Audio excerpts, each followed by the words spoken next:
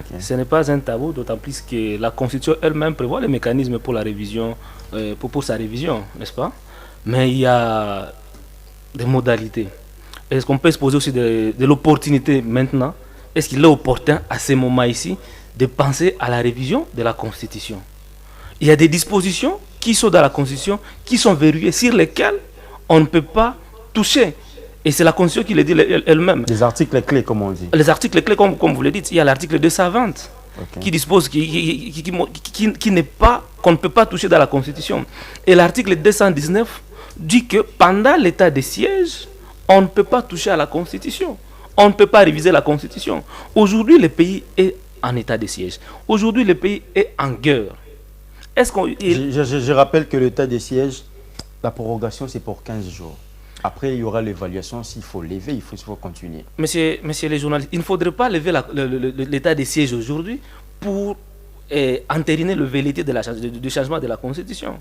Parce que depuis des ans déjà aujourd'hui, que la population de Goma et d'Ituri était en train de demander pour qu'on puisse lever, n'est-ce pas, l'état de siège, parce qu'il y avait l'inefficacité de cette mesure sur le terrain, parce que la population continue à mourir, n'est-ce pas? La violation des droits de l'homme continue à être une monnaie courante dans la région où l'état de droit l'état de siège a été instauré.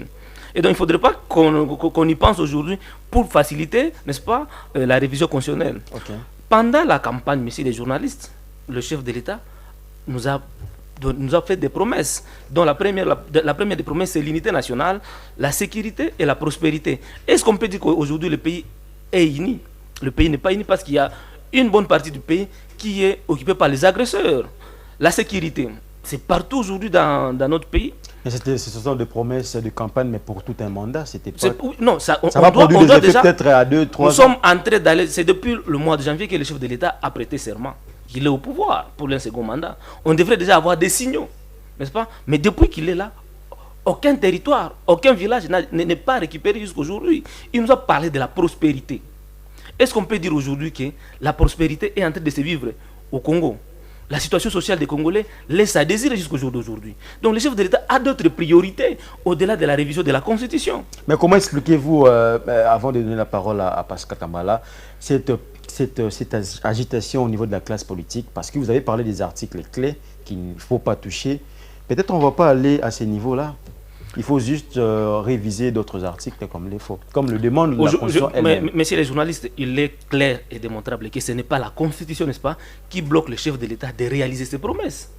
Aujourd'hui, moi, s'il faut parler de la révision, le chef de l'État devrait, n'est-ce pas, revoir ou faire la révision de ce qu'on appelle état de droit. Okay. La révision du peuple d'abord, la révision de la paix au Congo, la révision, n'est-ce pas, de l'emploi des Congolais. On nous a promis 6 millions d'emplois pendant ces mandats ici. J'ai suivi hier la première ministre.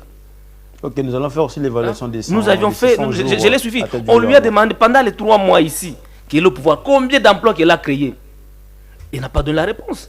Il a dit qu'il n'avait pas de statistiques. Ça veut dire, en d'autres termes, qu'aucun emploi n'a été créé. En fait, cette question de révision de la Constitution risque d'amener les chefs de l'État dans des distractions. Okay. Au lieu de s'atteler sur des questions aussi importantes. Mais quand l'IDPS lance la campagne, cela veut dire, à notre terme, que le chef de l'État n'y est pour quelque chose.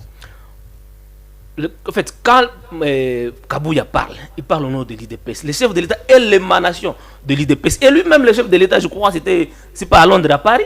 Il avait fait déjà l'annonce qu'il allait mettre une commission pour travailler sur une nouvelle constitution.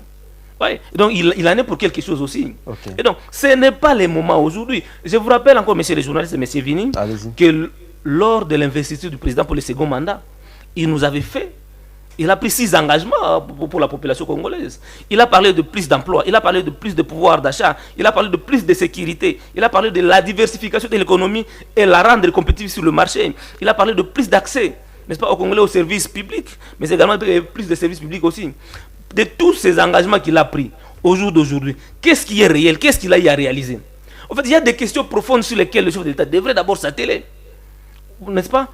Malheureusement, Kabouya et son équipe veulent amener le chef de l'État dans une distraction qui risque de lui créer encore des ennuis. Et ceux qui sont en train de nous agresser aujourd'hui risqueraient de prendre ça, n'est-ce pas, comme un des motifs de leur agression. Okay. La violation de la Constitution. Aujourd'hui, le chef de l'État a des questions profondes sur lesquelles il doit s'atteler pour donner la vie aux Congolais. En fait, pour rencontrer ses promesses, parce que le chef de l'État a beaucoup promis aux Congolais. Et de toutes ces promesses, rien n'est réalisé aujourd'hui. Et rappelez-vous qu'il avait dit lui-même dans le premier mandat que s'il n'arrivait pas à établir la paix à l'est de la République démocratique du Congo, il va considérer son mandat comme un échec. Aujourd'hui, on peut dire qu'il y a échec. Parce que la paix n'est pas une réalité à l'est de la République démocratique.